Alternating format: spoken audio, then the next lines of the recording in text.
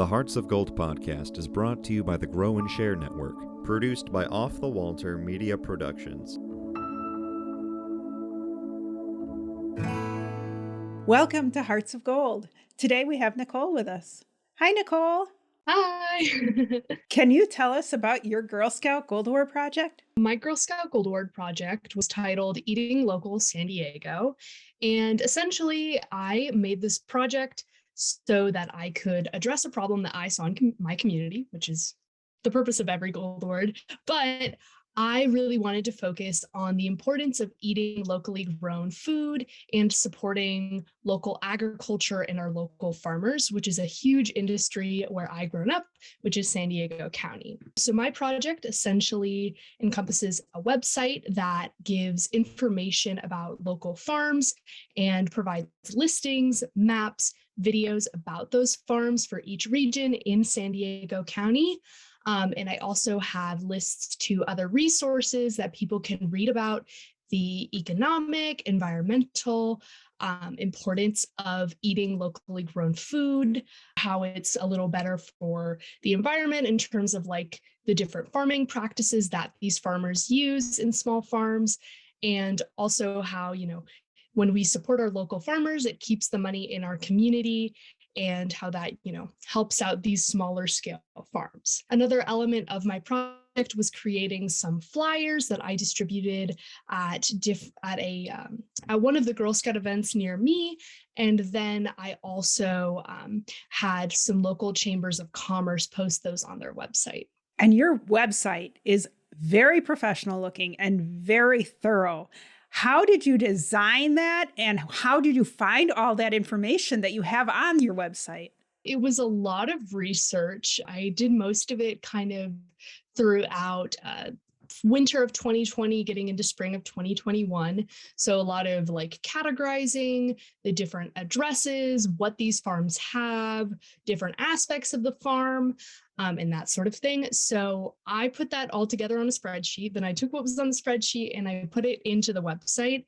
And I used Google Sites, which is actually a very easy way to make websites that I found. I didn't have a ton of website making experience, so I watched a lot of YouTube videos and other like how-tos on the internet, because I was pretty clueless going into this. I'd never made a website. I'd never like tried to purchase a domain or anything like that. So it was actually pretty easy, I would say. A lot of determination, a lot of just dragging and dropping and resizing things and just seeing how it works, and having my friends and family look at it, make sure that the text size is good and everything like that. But it was actually not terribly hard. And a lot of the research I did, I submitted all of those listings to a statewide database of all of the farms that's ran by the California Alliance for Family Farmers. So all of the San Diego listings, or at least some of them, they have added more in the time since, but were contributed from my project, which is super cool. Have you gotten any feedback from any of the farmers that you have supported through your project? My project advisor is actually a local farmer in my community who I was able to meet when I was working on my So What journey. And she has been such a great source of feedback for me. As a farmer herself, she's super familiar with the ins and outs of, marketing her farm and making sure that people know, what they offer and that sort of thing. So she, looked at my website. She would kind of, give me some tips and tricks on, how to describe things, and also how what I can make to benefit her, and what would, benefit other farmers, and also, what she thinks that the public should know more about with farming. Who else was on your team, and how did they help you? My committee mentor, she was a great help, just in terms of communicating the different kind of, logistics of my project, from the Girl Scout angle of things, especially, doing a project during the pandemic. There was a lot of like changes that I had to make to my project. I started in May 2020. So, there was a rapidly evolving situations in between May of 2020 and then April of 2022 when I actually ended up submitting my project. So she was a great help. And then just generally like a lot of different mentors of mine, Anne and Elisa, Anne Faggy and Elisa Navapanic are two of my closest mentors in the Girl Scout realm of things. And they are longtime Girl Scout volunteers, you know, with many, many decades of experience under their belt. They motivated me, but they also helped me, you know, figure out, okay, how do I implement this? You know, from your experience, they've coached other girls through the Gold Award projects before throughout the years.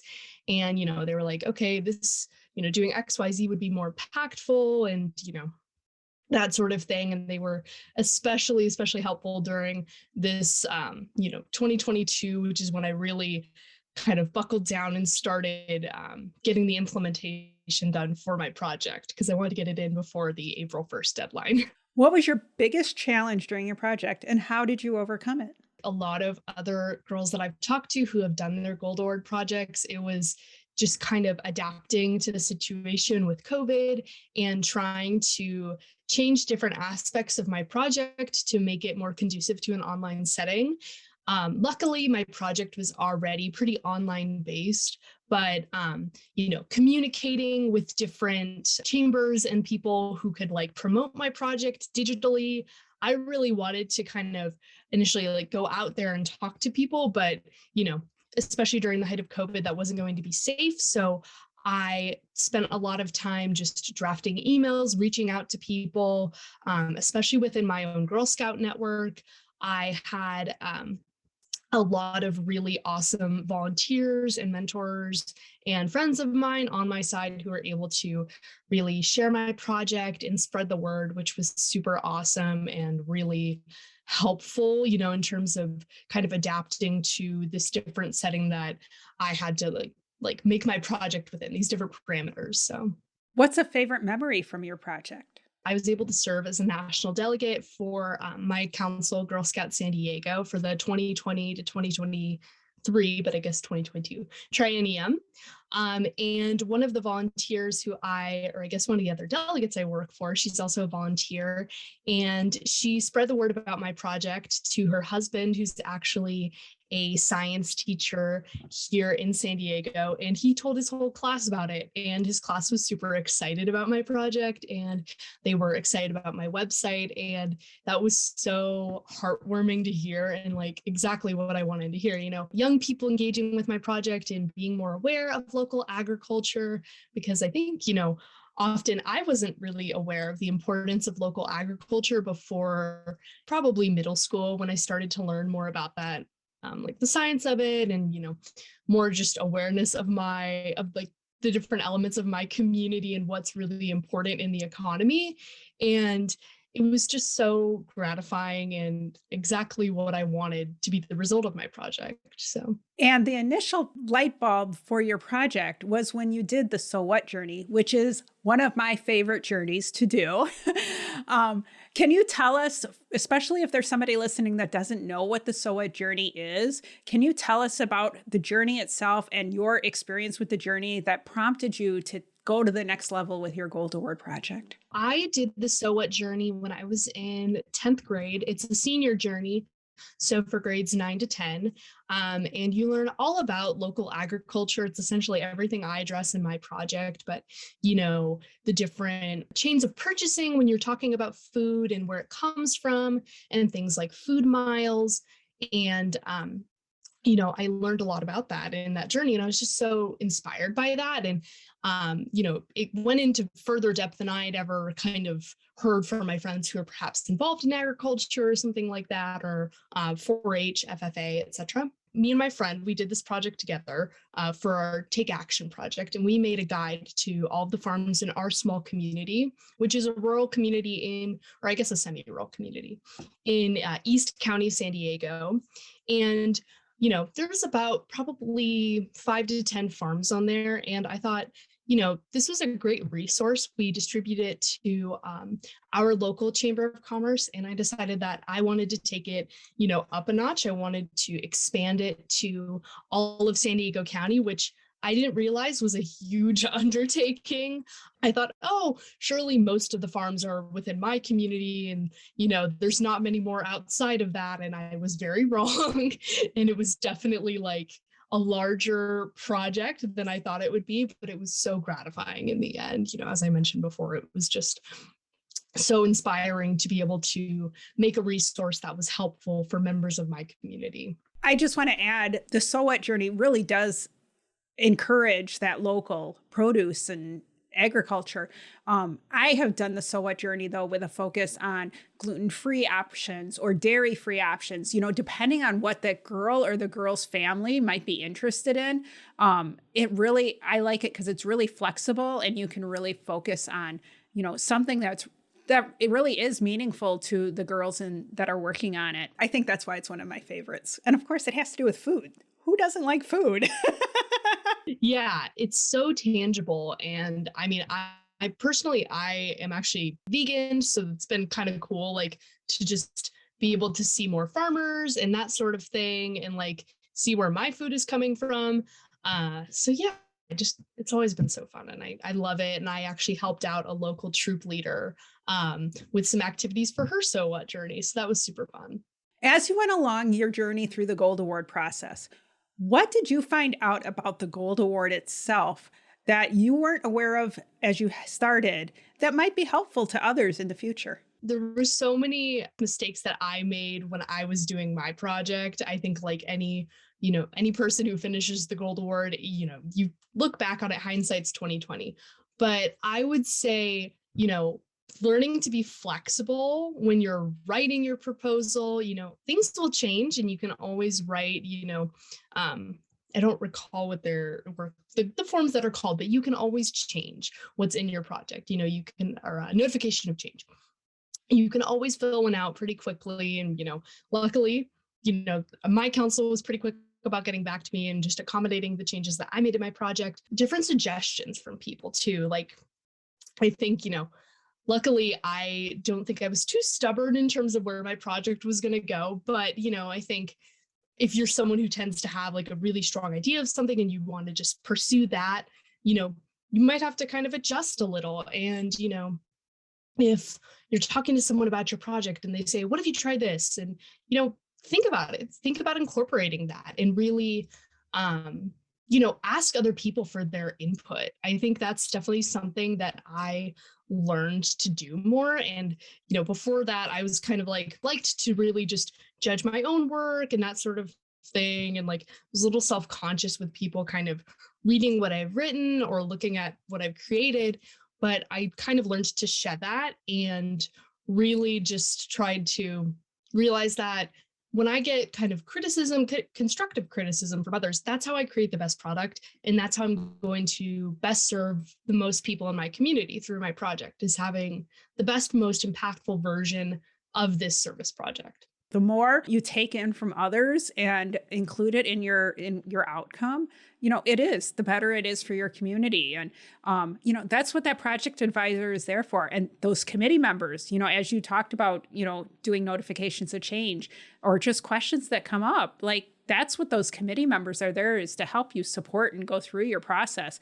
The whole Gold Award is a learning experience. And it sounds like you took away exactly the things that it's intended for. You also have done a lot of other things with Girl Scouts, including you created a group focused on environmental advocacy. Can you talk about that? During the beginning of that summer, I actually did an online journey. One of my mentors who helped me with my project, Anne Faggy, she was running a lot of the senior and ambassador journeys in an online format, which I thought was super great. I needed to, I didn't need to do another journey to fulfill my requirement for my Gold Award, but I just wanted something to do, virtual school. I was finishing up by around 10 o'clock. I got my work done, super early in the morning, and I had tons of time on my hands. So I decided, I'm going to do, I think it was the Girltopia journey online.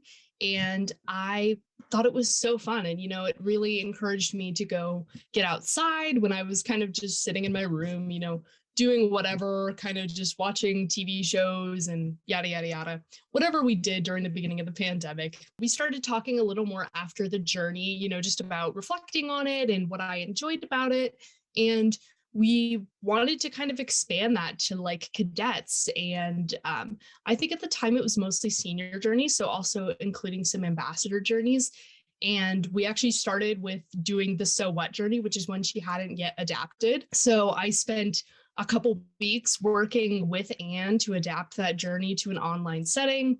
And we did that in, I think it was early August was when we launched it. And we had tons of girls who went through the journey. And after that, we decided to make a proper group out of it called Girls for Environmental Action, or GEA. And in the time since, we have done monthly meetings with different educational topics like food waste or water use. We also have done different workshops. Like we did a whole workshop on plastics and pollution, which is especially pertinent that we live in San Diego and there's beaches that are super close to us and we see plastic waste pretty much every day at the beach. And then we've also done a summer internship program where girls were actually able to make their own workshops to present to cadets. And that was just super inspiring. And now I think it was 6 of those girls joined our team, our leadership team. So it's up to about 9 people now, which is just so fantastic. And we're just looking for different ways to kind of make sure that environmental education is really accessible to girls, wherever they live in San Diego County, because our council covers both San Diego and Imperial counties, which are pretty big, tons of people, but also just a very wide swath of area. And so girls aren't always able to make it to our central council location where a lot of the meeting rooms are that we would do these sort of activities. So GEA kind of provides that setting to where girls can, just log on to a Zoom meeting or look at these different activities and do something and learn and really benefit and gain the skills that are necessary for high rewards or just, leadership in life in general, from their homes, which is just something that we all kind of learned to do throughout the pandemic. But I think it's just a really great mode of education for something like this. What other Girl Scout activities have you been involved in? I also served as a national delegate. My term comes up in the next month, so kind of past tense, but that was such a great experience to be able to engage with. I think it was a team of around 17 different delegates who were located throughout the county, and it was just such a fascinating experience. I had very minimal experience working with proposals or really anything at the national level before becoming a delegate my sophomore year of high school back in 2020. And I loved it. I connected with, women of all different ages and also just delegates. And I was really able to understand, I guess, kind of the workings of Girl Scouts as a national organization.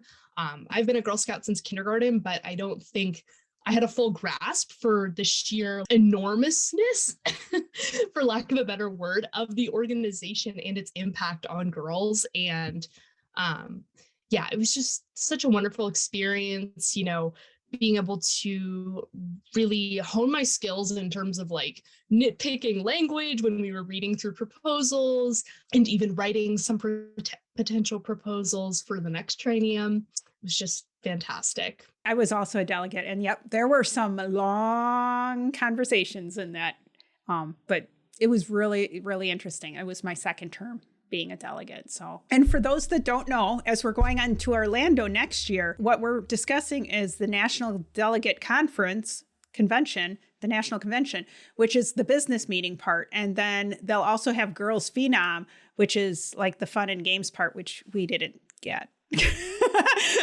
Are you planning on going to Orlando? Well, I'm going to be in college, so I'm not totally sure that I'm going to be able to make it. I'm not sure what my plans are next summer, so we'll see, but hopefully hopefully I'll be able to make it. Well, they've been planning for 6 years now, well, at least by the time they get there. So they're going to really throw a party. I had a friend who was actually on the original, I think the GIRL committee who was in charge of planning it. And, it didn't end up happening, but they put in so much work to it. And I think it's going to be great. Yeah, those GIRL girls really put a lot of work into it and pivoted so well when COVID hit and turned in all their online stuff to keep girls interested. They did a great job. What did you do for your bronze and silver awards? I worked alongside my troop. We collected a bunch of donations and we presented them to a local horse rescue that I think is actually no longer in existence. But that was a really fun project. I really enjoy going to the horse rescue and, you got to pet the horses, and we had tons of different supplies from members of the community, donations that were just so great. I mean, people where I live are really familiar with equestrian stuff and horses and horse care. So it was pretty easy to collect donations. I mean, people knew what the proper things to donate were and what horses liked and that sort of thing. And then for my silver award project, which I think I did back in 2018, my troop collected, we actually made pillowcases for the children of the San Diego Polinsky Children's Center, which is kind of a transitional housing center for youth who are in dangerous situations at home. And that was really great because, one, I learned how to sew, which I didn't really know before that. And I actually really love sewing now. So I picked up a great skill, other than how I was able to benefit my community. But it was really great because we made these children who are in such harsh situations something really tangible that they can have that is their own. And we also collected a lot of other donations of personal care items, toys, and just other items that could make their lives a little easier during this kind of transitional setting for them. What are your future plans? This fall, I'm actually going to be going to the University of California, Los Angeles, or UCLA. Go Bruins. I'm really excited. I'm going to be majoring in environmental science. I'm hoping to do a minor in environmental engineering with a possible dual minor in conservation biology. I'm super excited. I mean, it's a huge goal to have just those sort of research opportunities and connections. I'm hoping to join the Daily Bruin, which is their student newspaper, and hopefully either do some writing or editing. I'm not totally sure yet what. I want to get involved with hopefully the local Girl Scout Council, which I think is Girl Scouts of Greater Los Angeles, continue doing volunteer work with the Girl Scouts. I just, it's something I grew up with and I can't imagine leaving that behind. But yeah, I'm just super, super excited for what's in the future for me. Well, that does sound exciting. And it'll be interesting to go from Girl Scouts of San Diego to Girl Scouts of Greater Los Angeles, two very big councils, and they're each unique anyway. Is there anything I haven't asked you'd like to share with the audience? I would really encourage any girl who is thinking about doing her Girl Scout Gold Award project or, is maybe worried about it, is just to try it and just start the process and just keep going. Because I think that's something that I wish I had heard, was just to keep going and keep pushing, because I definitely had lulls. I had multiple month-long lulls throughout my project where it was just so overwhelming. And I was just like, okay, I just have to put it off for a few and get back to it at a later time. I wish I could have gone back and told myself, just keep going, just keep talking to people. And that, adults want to see you succeed in this project. I think I was really scared of talking to people in my community and reaching out. I didn't want to be, wasting anyone's time or being a burden, but people really want to see your project succeed and want to see you succeed and you grow. The Girl Scout Gold Award has so much recognition nationally that people know what you're doing. It's not like a foreign concept to them, and that it's really something that they can see as both benefiting you again and benefiting the community. So why wouldn't they want to help you? But yeah, just keep going and just try it. Just, do the first steps, just keep going. And, eventually, hopefully you will, earn the Girl Scout Gold Award and be able to reap all of the amazing benefits for both, you and your community. How do you make your s'mores? Because I'm vegan, I have to get special vegan marshmallows. I especially love the Trader Joe's ones, and a non-dairy peanut butter cup in there. Excellent. And I've heard those Trader Joe marshmallows are amazing. Oh, they're so good. And they actually last in the pantry for a really long time. So if you're like me and you don't make s'mores too often because getting the whole bonfire together is a bit of a push, totally recommend it. Well, thank you for joining me today. Thank you for having me.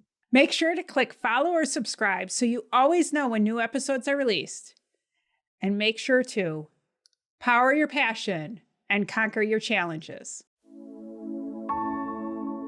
The Hearts of Gold podcast is brought to you by the Grow and Share Network, produced by Off the Walter Media Productions. Thank you for listening and spreading the word on what we do.